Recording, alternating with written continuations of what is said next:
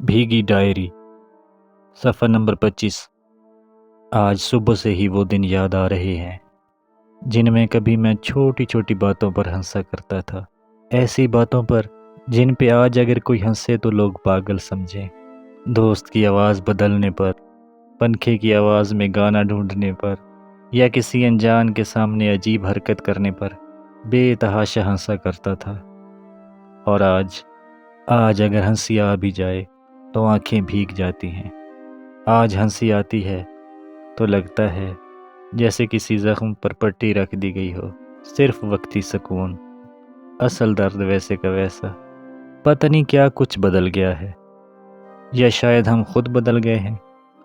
پہلے ہنسی بغیر سوچے آتی تھی، اب ہنسنے سے پہلے سوچنا پڑتا ہے کہ اس کے بعد کہیں رونا نہ آ جائے۔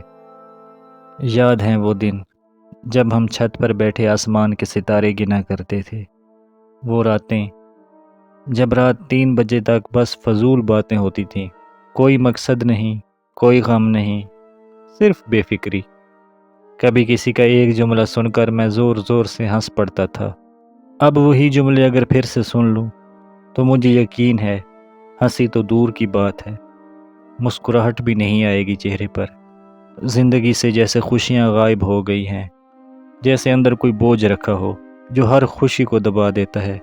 کبھی دل چاہتا ہے ہنسوں، زور زور سے ہنسوں، ویسے جیسے پہلے ہنسا کرتا تھا، مگر اندر کوئی ہے جو روک دیتا ہے، جیسے خوشی پر بھی کوئی حق نہیں رہا۔ یاد ہے وہ سب کچھ، گھر کی چھوٹی سی بالکونی میں بیٹھ کر چائے پینا، اور گلی میں آتے جاتے لوگوں پر تبصرے کرنا۔ ہم ان لمحوں میں جیتے تھے، اور اب ہم صرف زندہ ہیں۔ خوشی جیسے اب صرف ماضی کی تصویروں میں رہ گئی ہے، اب صرف دکھاوا ہے۔ سٹیٹس پہ تو ہنستی ہوئی تصویریں لگا دیتا ہوں، مگر دل کے اندر صرف سناٹا ہوتا ہے۔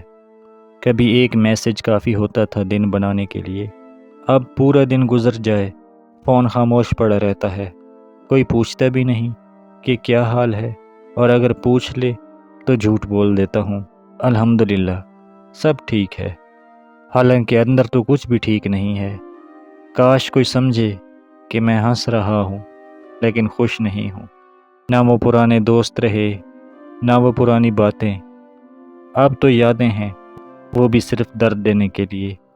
کبھی کسی آواز سے، کبھی کسی کے ہنسنے سے، کبھی کسی گانے کی لے سے وہ دن واپس پلٹ آتے ہیں، صرف یاد دلانے کے لیے کہ میں پہلے کتنا خوش تھا۔